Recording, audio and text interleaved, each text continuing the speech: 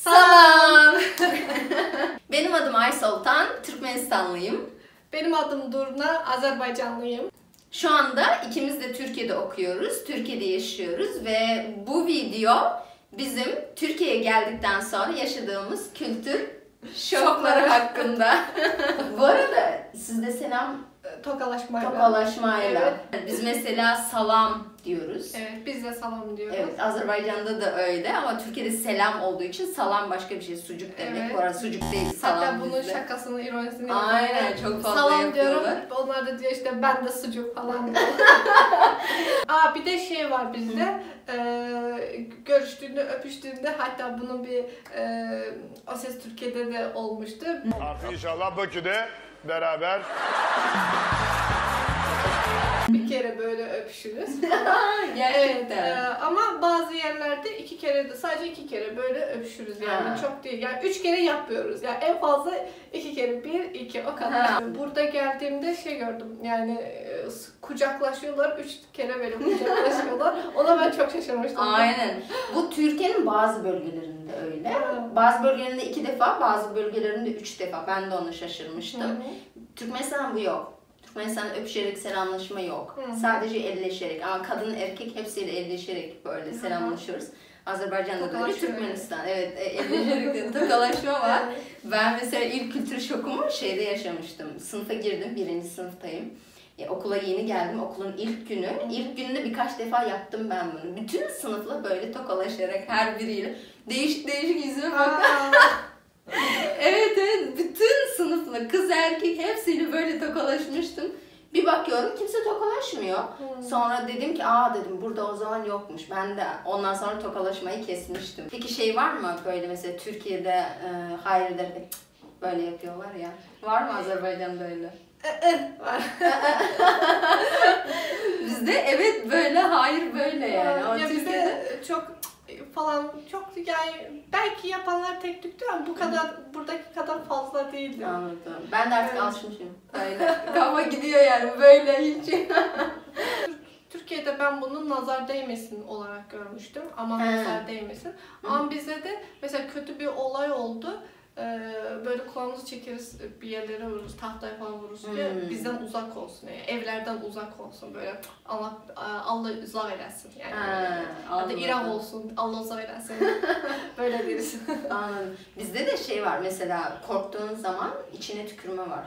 Yakanı yok. açıp böyle tüt tüt yapıyorsun. Yok, o bizde yok. Korktuğunuzda ne Ya, yapıyorsunuz? Bu Türkiye'deki gibi böyle. Böyle. Tamam. Ben alışamadım. Hala böyle tütü yapıyorum. Tamamen böyle açıp tükürmeden bahsetmiyorum. Sadece tütü. Yani böyle yapılıyor. Onu ilk duydum. Böyle yapıyoruz. Evet, bu da yok. Şeytan kulağına kurşun da yok. Diğer böyle de yok. Bir de Türkler ağzına parmak sokarak böyle yapıyorlar. Ben şaşırmış kalıyordum yani ne yapıyor bu diye. Kahvaltı kültürü. Kahvaltı kültürü bizde Türkiye kadar değil. Yani Türkiye'de gerçekten muhteşem bir kahvaltı kültürü var. Türkiye'nin en sevdiğim yanı zaten bu sabah kahvaltıları, kahvaltı kültürü. Bunu çok seviyorum gerçekten. Nasıl bir kültür şok yaşamıştın Türkiye geldiğinde kahvaltı konusu hakkında? Şok değildi de gayet de çok sevdim. Mutluydum yani. Ona çok bir şok demem olmaz. Aman çok güzel. Bu nasıl bir kahvaltı sonrası falan. Öyle demiştim. Hatta burada serpme kahvaltılar falan oluyor ya kafede falan. Aynen. Sırf o muhteşem kahvaltı için giderdim serpme kahvaltıya. Bizde peynir ekmek, şekerli çay içtiğimi bir kahvaltı. Bizde de var şekerli çay. Evet, Şey var mı? Tereyağı. Var. Tereyağı, reçel. Evet, reçelli tereyağı falan. Sütlü çay, bal, aynen. Bunları Bak yedim. benziyormuş. Türkiye'de evet bir sürü peynir, bilmem ne Evet, çeşitler, evet. menemen. Salatalık domates yiyor muydunuz sabah? Biz sabahları yani bizim kahvaltı kültürümüzü dediğim gibi yani çok en fazla dediğim gibi işte ekmeğin üstüne tereyağı, reçel veya tereyağı bal veya çikolata falan süreriz, çayla içeriz. Yani o bizim sadece sabah olmazsa olmamız hasımız çaydır. Yani şekerli çay. Aynen, bizde de var şekerli çay. Bu arada Durna'yla çoktan beri tanışıyoruz. Evet. İlk defa geliyorum. Bu arada İsparta'dayım şu an. Durna'nın yanına geldim ve dün gece geldim, konuşmadım. Dedim ki videoda konuşacağız. Çok şey duymak istiyorum ama ilk defa videoda çektiğimizde duymak istiyorum diye. Konuşturmadım. İlk defa duyuyorum ve demiştim ki Türkmenistan ile Azerbaycan kültürü birbirine daha çok benzer, evet, Türkiye'den. Ve dediğim gibi kahvaltı kültürümüz aynı çıktı şu an. Yani bunu bekliyordum böyle bizim olmasını. hemen hemen her şeyimiz aslında benziyor. Düğünlerimiz, danslarımız, düğünlerde oynadığımız danslar falan hepsi müziklerimize kadar hemen hemen aynı yani. Aynen. Türkmen arkadaşı var, o yüzden çok güzel Türkmenler hakkında. O yüzden biliyorum yani, araştırmıştım da bu Türkmen kültürünü falan. Diline bile mesela Dili sizde bile. De sizin bazı kelimelerinizle bizim kelimelerimiz benziyor. Bizde el öpme adeti yoktur. Yani bunu ben Türkiye'de gördüm. Evet. Yani saygı göstergesi anlıyorum ama bizde yoktur mesela. Hatta burada bizde böyle adet yoktur dediğimde böyle onlar şaşırıyor. Aa, sizde böyle adet yok mu ya? El öpme falan yok mu? Hayır, yok yani bizde. Yani bir şey diyemem. Aynen. Birisi de bana elimi öp gibisinden bir tane kadın şey yapmış, elini uzatmış. Ben de böyle tokalaşım.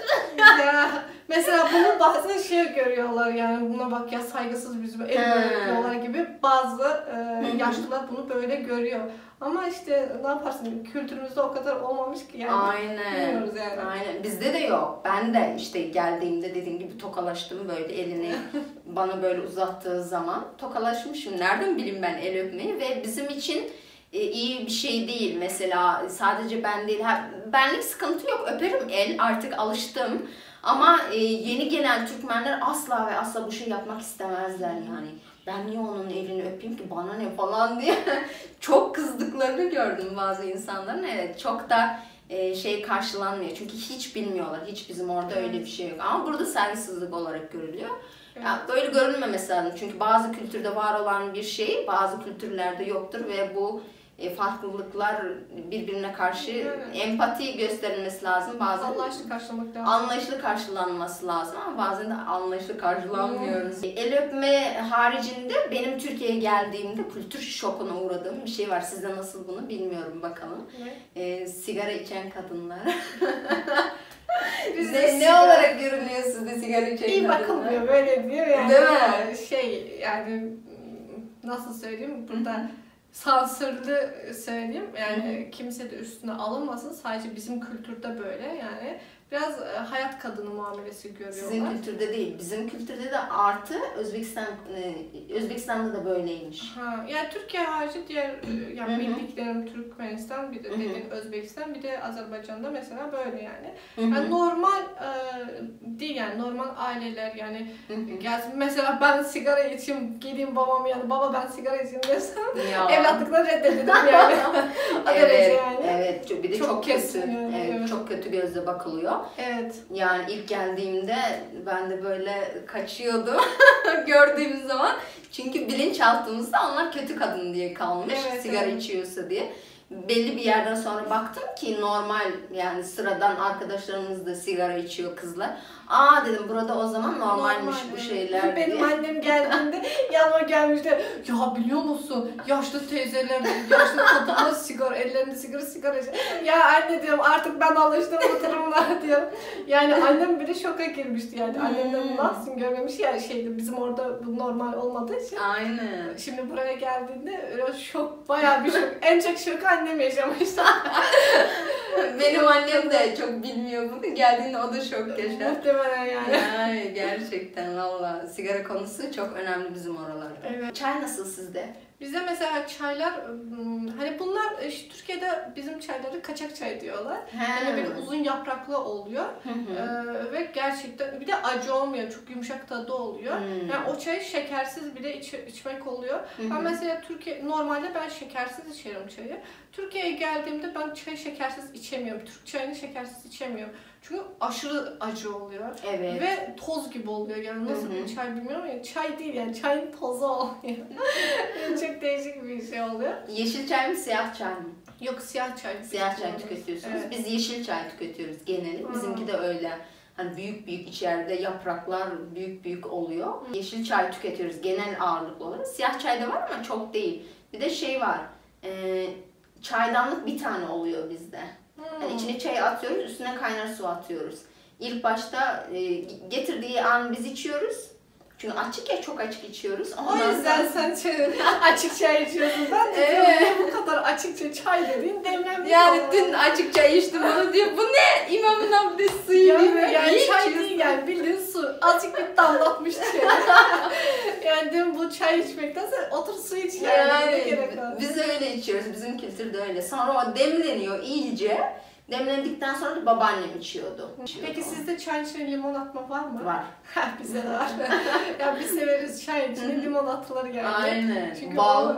Bal atmayız biz. Bal atıyoruz biz. Öyle mi? Yok biz balı biz şeyde atarız. Hastalandığımızda. Anladım. Öylece. Sütlü çay var mı? Yok. Sütlü çay da yok bizde. Sütlü çay bizim orada çok meşhur. Öyle mi? Aynen. Yok. Biz çay sadece en fazla limon. Bir de reçel de atarız bazen içine. Ya. Çayın içine. Çayın... Yani baldan reçel atarız. Bal, tamam anladım. Reçel ne alaka? Reçel atarız, o da güzel tat veriyor. Ta Azerbaycanlıların ne işleyecek benim orada? Ne alaka? Ay Gerçekten beni linçleyecek. Ama İşlemeyin. Yani kültürden... Buna şaşırdım. Buna şaşırdım aynen. Mesela şey var, kızılcık reçeli var. Onu daha çok soğuk algıda hasta olduğumuz zamanlar mesela kızılcık reçelini çayın içine dökeriz böyle içeriz. Şey olur yani sıcak nasıl ateşimizi falan düşürmesine falan yani gerçekten. ilaç etkisi gibi böyle içeriz ama genel olarak da diğer reçellerde atıyorum vişne reçeli falan öyle çayın içine her reçelde değil de her reçeli değil. Kızılcık reçeli, vişne reçeli böyle bu tür reçelleri çayın içine atarız. Benim mesela Türkiye'de en çok şaşırdığım şeylerin biri erken yaşta evlilikler. Evet. Bir tane kadını gördüm.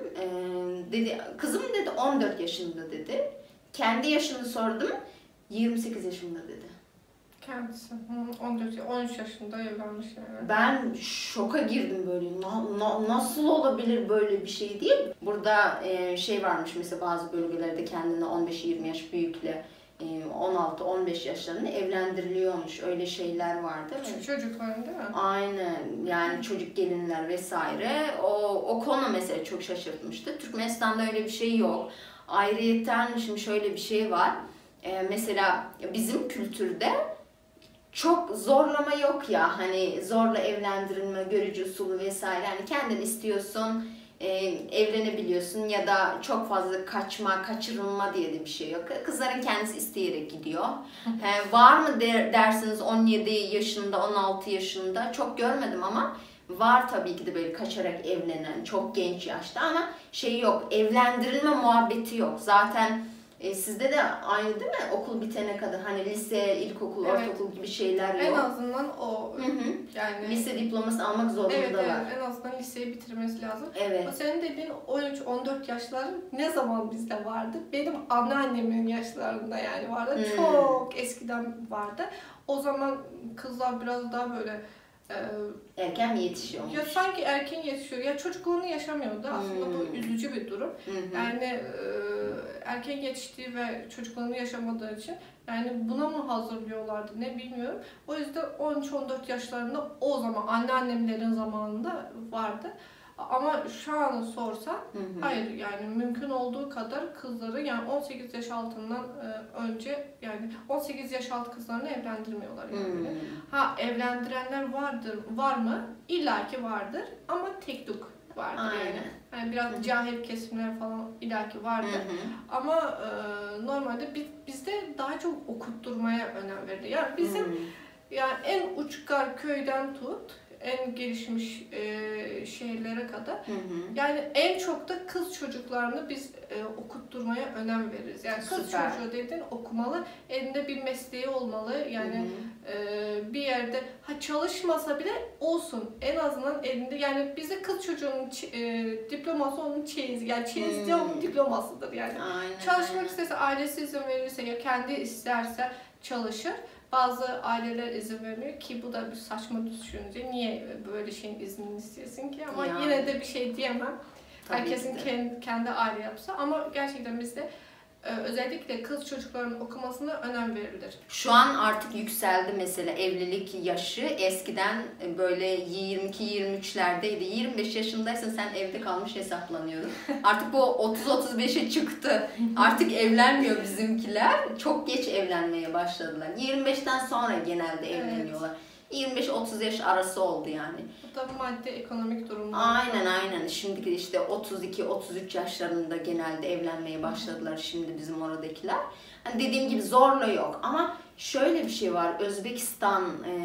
Özbekistan'a baktığımız zaman mesela benimle aynı yaşta olanlar, 95 doğumluyum ben. Benimle aynı yaşta olanların hepsi evli. Bir tane bile kız bulamadım evlenmemiş yani. Oralarda okulu bitirdin bitti. Erkek kadın fark etmiyor. Sürekli evlendirilme hani şey varmış zorla. Zorla değil de hani hadi yaşın geçiyor evlen. Sürekli böyle. Bizde yok ya çok şükür hani zorla evlen. Ben duymadım. Tabii bizde var tabii ki de ama çok yok yani zorla evlendirmek. Yani bizde de çok yok. Yani hiç hatırlamam. Hani görücü usulü falan evlendirmeler vardır. Var yani istekli oluyor. Evet, iki taraf okey veriyor. Tamam evlenelim falan diyor. Ama işte bizde de mesela bazen o da bazı aile yapılar. Herkes değil. Bazı aileler işte şey diyor işte yaşın geçti evlenme zamanı geldi falan. Ama benim annem de diyor. Bir mesaj atıyor. Aynen benim anneme de mesaj. Evleneceğim ama ondan önce işlerim çok anne. İşte kızım evlenme zamanı yakamızı bırakın ya. Şey diyorum tehdit ediyorlar. Yani ben bunu tehdit olarak algılıyorum diyelim. Türkiye'de şöyle de bir şey var. İsteme var, isteme töreni var. Nişanlanma var, kına var, sonra erkek evinde düğün vesaire, o an çekimler var. Hani gerçekten Türkiye'de düğün yapmak çok masraflı böyle baktığınız zaman. Bu şeyler varmış sizde. Öncesinden başlayalım. İsteme mesela nasıl olur? Hani bizde bir here diye bir şey var. Here evet demek.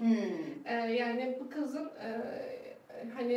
annesi babası ona evet veriyor mu vermiyor mu? Bazen her ve nişan aynı oluyor. Ya da bazen de heri veriyorlar, herisini veriyorlar, yani evetini veriyorlar. Nişanı ayrı yapıyorlar. Ya restoranda ya da heriyle karışık evde kendi aralarında bir şey yüzük yapıyorlar işte. İsteme merasiminde yani biz buna elçilik deriz. Yani elçiliğe gelmek. İsteme merasiminde yani elçilikte Türkiye'deki gibi kahve kültürümüz yok. Biz kahve vermeyiz. O da çok şaşırtıcı bir şey. Tuzlu kahve. Evet, tuzlu kahve falan. Bizde kahve yok. Biz direkt düz çay. Şekerli çay ama biz şekerli çay veririz. Şekerli çayda işte biraz düzeltiriz veririz. İşte ilk suyla şekeri karıştırırız. Sonra çayı dökeriz. Ve beyazlı, kırmızılı bir çay olarak sunarız. Çay verdiğimiz zaman kız vermez çayı. Bazı yerlerde kız da dağıtır çayı ama bazı yerlerde kızın yakını bekar olan daha çok. Hani evliler de olur da eğer olmasa bekar olmasa evli. Bekar kız dağıtır çayı ve her çayı içende, çayı alanda o tepsiye para koyar. Ya güzelmiş. Evet. Var mı arkadaş yapmak ister misiniz Azerbaycan'dan beni çayınızı taşıyın? Yani şimdi diyecekler var ya Azerbaycanlı yanında arkadaşım. Tamam o zaman senin düğünde para alan ben olacağım. Kadın misafirlere kız çayı dağıtıyor. Erkek misafirlere ise erkek akrabalardan erkek birisi dağıtıyor. Yine aynı şekilde erkek tarafı da çayı alıyor, para koyuyor tepsiye öyle. Bu hikayede kazançlı çıkanlar çay dağıtanlar oluyor yani. Çok güzel. Kına bizde de var. Nişan dediğim gibi evde yapan var, restoranda yapan var. Kınayı da aynı zamanda evde yapmak isteyen var veya son zamanlarda bazıları işte şatafatlı böyle kınalar falan yapıyor. O da bütçeye bağlı yani. Kim isterse yani zevke ve bütçeye bağlı. Hani bütçesi düşük olanlar bunu yapmaz. Yani evde nacizane kına yakar işte yakın genç kızlar falan toplar öyle yapar.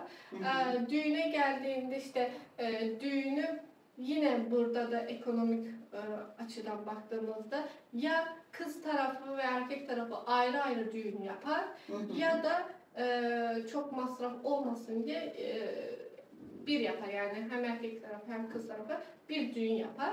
Ve bu düğün yaptığında yani 2 gelinlik giymez, bir gelinlik giyer. Bazen kız tarafı, eskiden şöyle bir durum vardı, kız düğünü olduğunda beyaz gelinlik değil de böyle renkli gelinlikler giyerdi. Ama şimdi kız tarafının düğünü olduğunda da böyle ya beyaz ya da kırk beyaz veya farklı istediği gibi gelinlikler giyer. Ama erkek taraf, yani erkek düğününde veya her ikisi bir anda olduğunda yani birilerinin düz beyaz elbise gelinlik giyerler. O da zevke bağlı işte. Bizde şöyle oluyor. En baştan başlayayım. Önce istemeye geliyorlar. İlk defa geldiğinde çoğu yer evet demiyor. Ondan sonra ikinci ya da üçüncü defa geldiğinde evet diyor. Bizde düğünler çok fazla uzatılmıyor. Hemen yapmak zorundalar. Yani zorunda değil de bizde mesela 1-2 ayın içinde ya da 2-3 ayın içinde hemen düğün oluyor. Öyle uzatıp yani nişanlı kalıp bilmem ne işte nişan atma diye de bir şey yok. Ben mesela Türkiye'de şaşırıyordum. Ne demek nişan atmak diye. Çünkü bizde çok nişanlı kalmıyorlar. Yani nişan çok fazla yok. Var ama çok az böyle. Nişan yok. Nişan olduğunda da erkek taraf geliyor sadece. Kadınlar aralarında hani çok fazla erkekler işin içine girmiyor. Kız evinde bazen oluyor bazen olmuyor. İşte kız evinde renkli giyebiliyorsun gelinlik. Ama erkek evinde beyaz giyiyorsun. Ya da bu yöresel var şu an. Yöresel kıyafetler ama o da beyaz yani. Öyle giyiyorsun ama en önemlisi bizde o gündüz düğünü. 40 kilogram şeyi taşımak zorundasın. Bunu ben araştırmıştım. Görmüştüm yani. Aynen. Neyini merak etmiştim. Türkmenistan'da düğünleri nasıl yapıyor? Azerbaycan düğünlerini. Çünkü birkaç kere karşıma çıkmıştı sizin düğün danslarınız falan. Evet. Merak ettim, dedim bir düğünlerine bakayım nasıl bunların düğünü işte. Baktım danslarınız falan var. Sonra bir baktım ne? Kıza bir şey böyle giydirmişler. Dedim bu nedir dedim. Araştırdım, öğrendim. Baktım ki size yani kıza kendi ağırlığı kadar bir şey geliyor. 40 kilogram. İsmi neydi onun? Onun ismi yani şaysep artı kurte. Kurte. O şeyin ismi kurte, üstü yüzü kapatılıyor gelinin, onun altından işte şangır şangır böyle bir sürü giymek zorundasın. Aslında Türkmenistan'da düğün yapmak istiyorsanız kışta yapın yani. Yazın düğün yapılmaz yani. Kış derece sıcakta yani bunu nasıl giyesin? Giyiyoruz. O en önemli kısım mesela. Kız düğünü oluyor. Kız düğünün ertesi günü erkek evinden önce yani kız evinden sabahleyin alıyorlar. Ondan sonra erkeğin evine getiriyorlar böyle öğleden sonra. Bir 3-4 saatin içinde olan bir tören. Orada sen o 40 kilogramı Türkmenistanlı biriyle evlenmek istiyorsan şimdiden onu taşımak zorundasın. O olmazsa olmaz. Bir de bu gelinlikle yapıyorlar.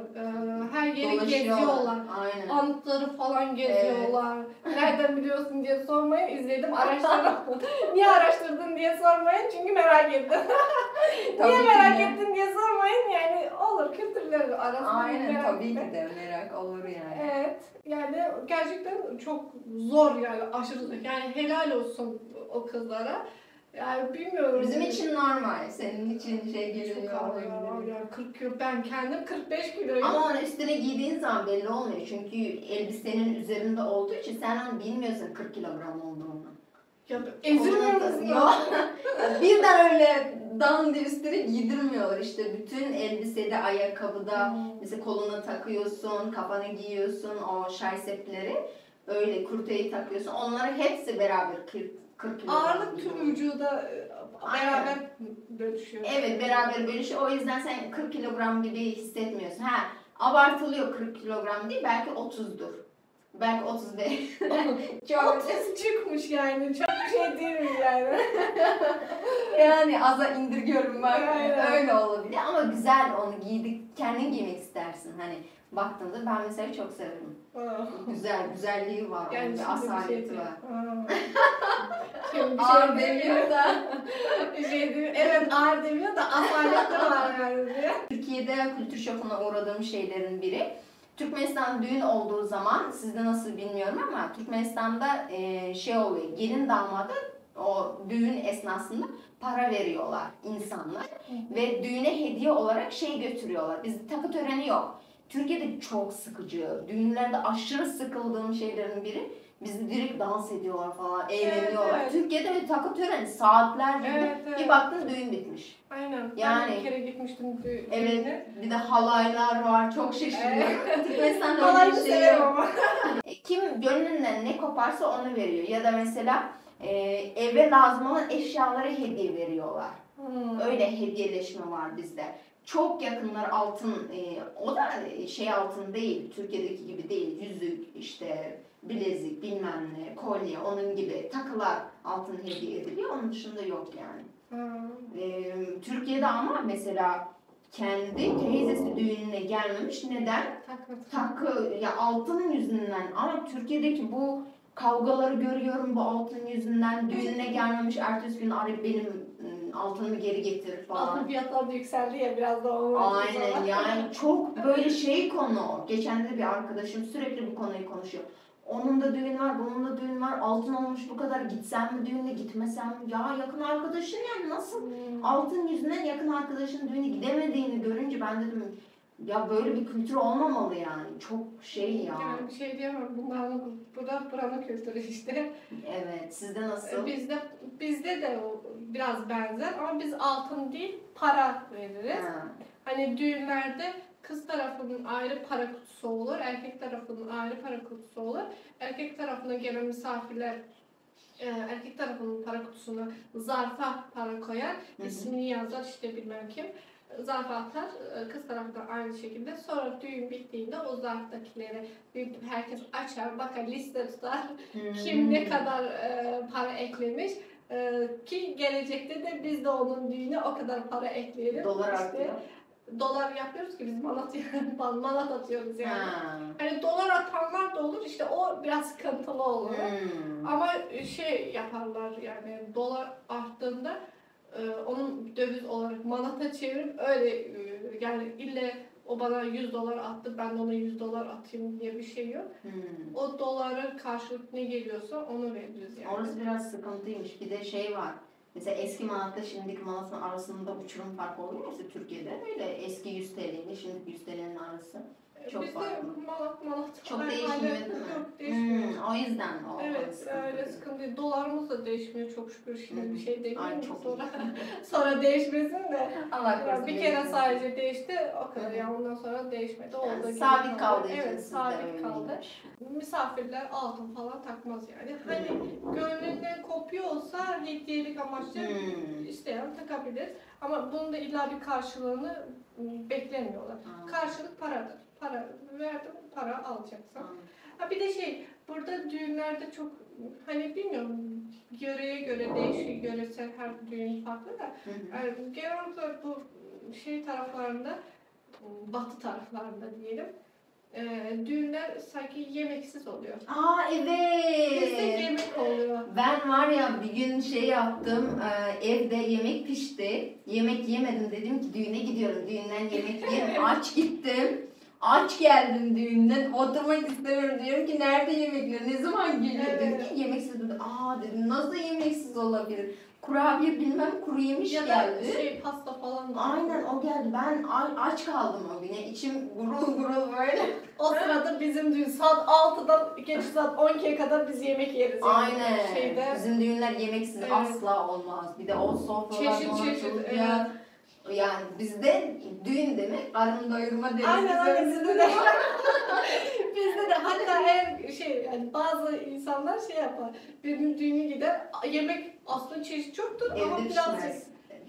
Düğünden yemek için gideriz yani. Düğünde yemek yeriz. Evet evde o gün pişirmeyiz. zaten biz evde yemeyiz, düğünde Aynen. yeriz ama mesela bazen oluyor imkanına göre kimseyi yargılamıyorum. Bazıları daha az çeşit yemek yapıyor. Yine ne kadar az çeşit koysalar da yiyorlar yani. Yine de karnın doyuyor. Evet tabii. Ama bazen yapıyor.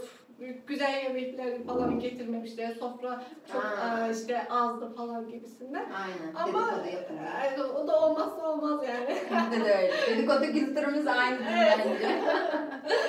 Öyle o yüzden ama normalde standart yemeğimiz kebabımız, mezeler falan, pilavımız, bizde plov, şatlov derler. O düğünün sonlarına yakın getirirler. Yani bayağı karnımız doyuyor. Maşallah. Hem yiyoruz hem dans ediyoruz, yediklerimizi sindiriyoruz, sonra gidiyoruz yine yiyoruz. Yani düğün başlayandan sonuna kadar hem oynayıp hem yiyoruz yani. Evet. Türkiye'de yine yemekli olsa bile geliyor, yiyorsun, toplayıp gidiyorlar yani. Hani ortada böyle seçenek yine kalmıyor. Evet. Yiyip bitirmen lazım onu yine. Burada biraz mesela bazen öğlen yemek yapıyorlar, akşamda düğün yapıyorlar. Bazı yerlerde de öyle. Mesela Sparta'da, ben burada düğünlere çok giderim. Tanımadığım insanların düğünlere gitmeyi severim yani. Evimizin yakınında bir yer var. Orada düğün salonu gibi bir yer işte, düğünler yaparlar. Ben bazen sıkıldığımda oraya düğüne giderdim. Öğlen yemek vardı, bizim bir komşu vardı. Beni çağırdı işte, Durna işte düğün var, yemek var, geliyor musun? Tabii ki de geliyorum dedim. Ama gidiyordum. Yani az biraz yani pilav, yanında nohut falan. Nohutlu pilav işte bildiğin kafelerde falan. Ufak tefek yani yine de bütçeye bağlı. Belki de imkanları buna geçiyordur. Ama işte öğlen yemeği öyle veriyorlar. Sonra akşamı ya da ertesi günün akşamı yemeksiz düğün yapıyorlar. Ben öyle biliyorum yani. Isparta'da öyleydi. Nasıl, başlık parası var mı sizin orada? Yok. Ah işte çok büyük bir kültür farkı burada. Sizde var mı? Var, başlık parası var bizde. Ben bir düşüneyim. Kıza mı para veriyorlar? Aynen. Erkek taraf kıza para veriyor. Oo çok iyi. Bak bu konuda hani 40 kiloluk şey giyebilirsiniz. Ama şöyle, başlık parası bizde eskiden gelen adet olduğu için hani kız satmak diye bir şey yok. Yani bazı yerlerde olabilir, bazı yörelerde. O da satmak değil de anne baba kendine alıyor bazı belli bir kısmını, öyle şey de var. Ama biz taraflarda, benim yaşadığım bölgede başlık parası demek, erkek başlık parası niyetine para veriyor. Şimdi bunun içinde kız kendine şey alıyor, giysi alıyor, komple kendi lazım olan şeyleri alıyor, artı ev eşyası alıyor. Hani erkeğin evini döşüyor yani o parayla, gidiyorlar işte mobilya alıyorlar vesaire, onun gibi şeyler alıyorlar. Böyle başlık parası bu demek, ya da kız evindeki düğün oluyor, ona para vermek gibi bir şey oluyor. Hani bütün o başlık parası şeye harcanıyor, düğüne harcanıyor yani. Yani bir çeşit yardım amaçlı. Aynen, onun gibi bir şey değil yani, anne babası alsın, öyle yok. Ben bugüne kadar komşularım kaç tane evlendi. Yani hiçbirinin anne babası ben kızımla bu kadar kazandım dediğini duymadım. Hatta geride borç bile bırakıyordu kızlar yani düğün yaptıktan sonra. Öyle oluyor. Sizde masraf erkek tarafından Tabii. daha çok düşüyor. Mesela Türkiye'de de erkek tarafından daha çok. Olsun. Ama bizde çeksinler diye. Ama bizde bölüşüyor ya. Yani erkek tarafına ve kız tarafına yani bence eşit miktarda yük düşüyor. Çünkü Siz tarafta güzel. evet, mesela burada ben gördüğüm kadarıyla hani altın olarak işte geline bu kadar bilezikler, altınlar falan takması lazım. Ev eşyalarını erkek tarafı alması lazım Orası, falan. evet. Ama Çok bizde ağır. öyle değil. Bizde mesela ev işine erkek tarafı bakar, hani ev alacaksa veya kira tutacaksa veya aile evine taşınacaksa, yani neyse işte ev olayına erkek tarafı bakar. İçini doldurmasına da kız tarafı bakar. Yani evin, ona da çeyiz derler. İşte biz kız tarafı kendi çeyizini, ev eşyalarını falan kendisi alır, doldurur işte.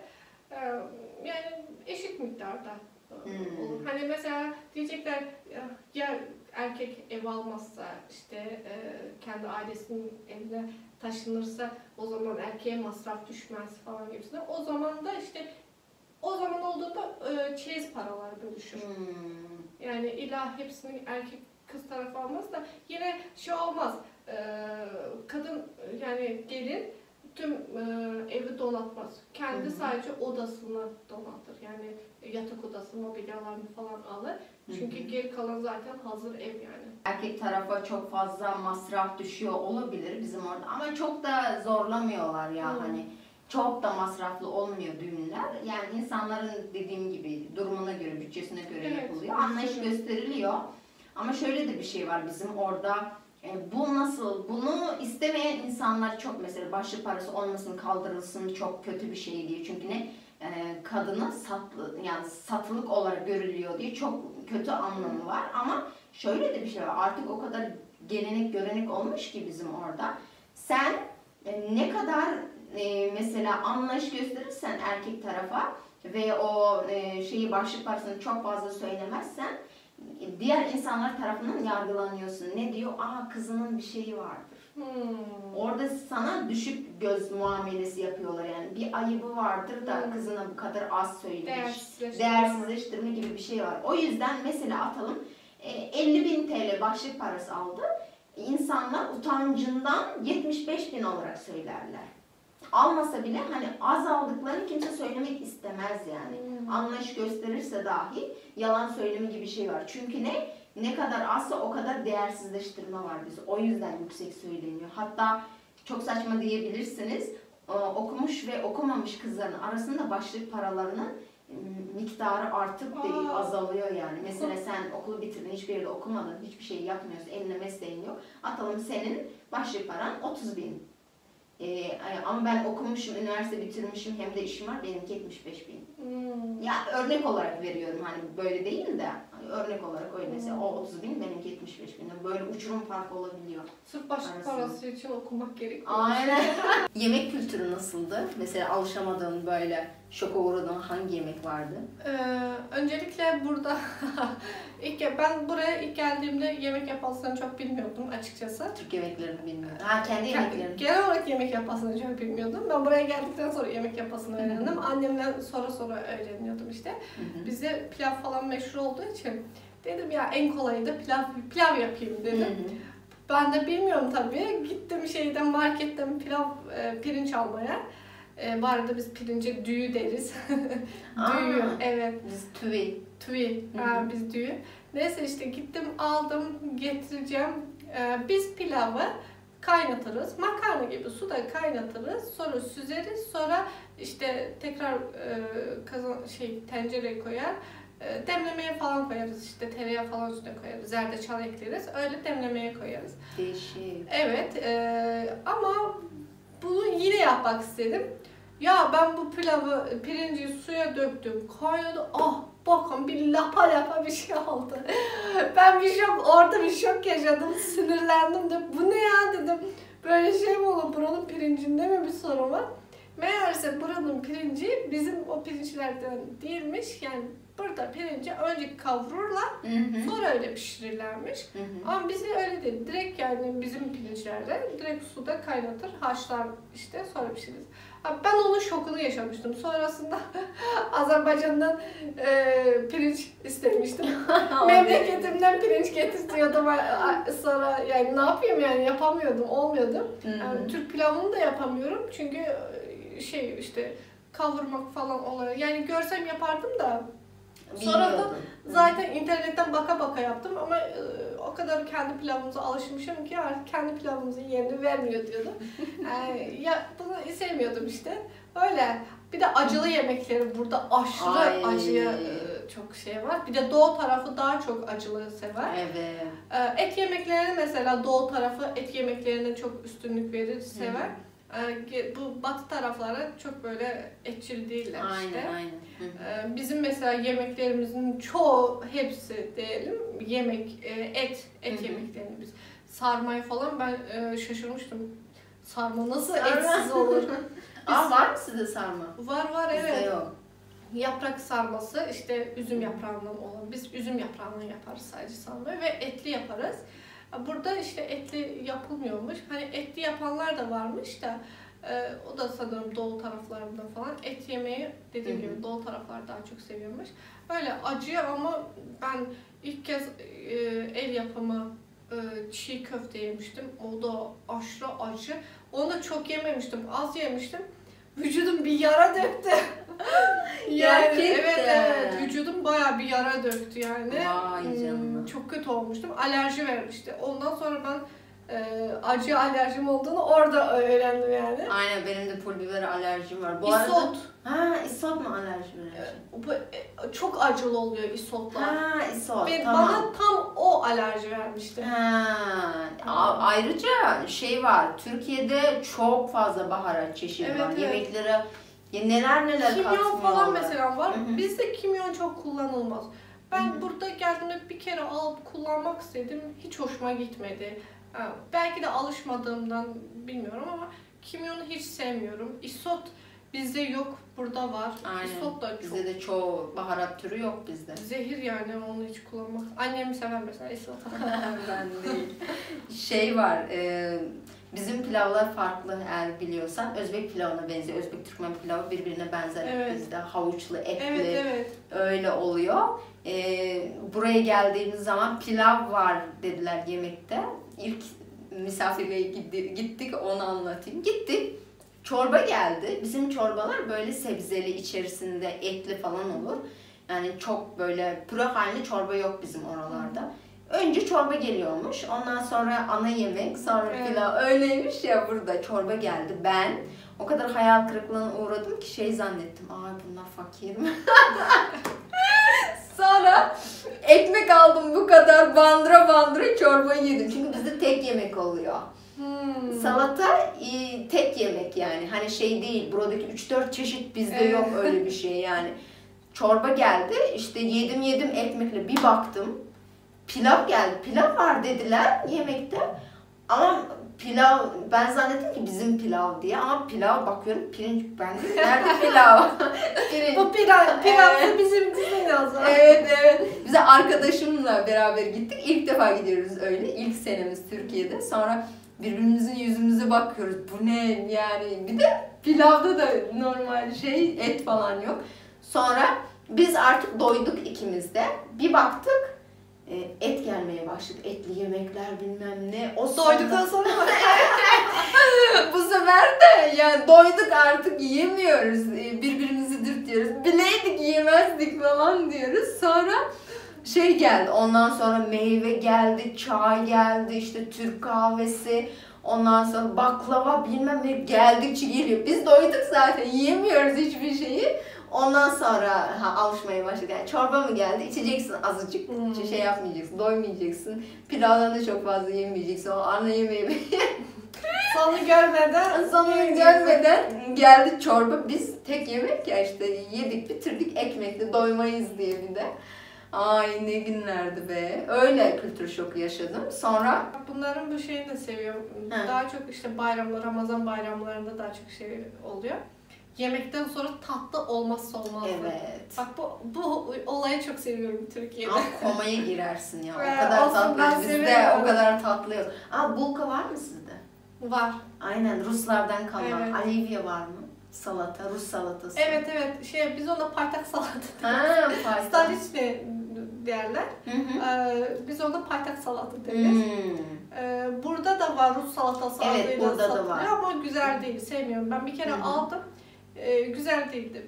Bizim şeyler yok çok fazla, mesela baklava bilmem ne, tatlı o kadar yenmiyor. Bize Bizde aslında baklava tatlı- yok mu? Yok, tatlı kültürü yok. Bizde ne yenir? Reçeller var. Poğaça tarzı, o bulka dediğimiz poğaça tarzı şeyler var. Bir de pasta, evet çoğunlukla pasta tüketiliyor. Pastaya ne Artı- dersiniz siz? Tort. Biz de tort Tort diyoruz, aynen.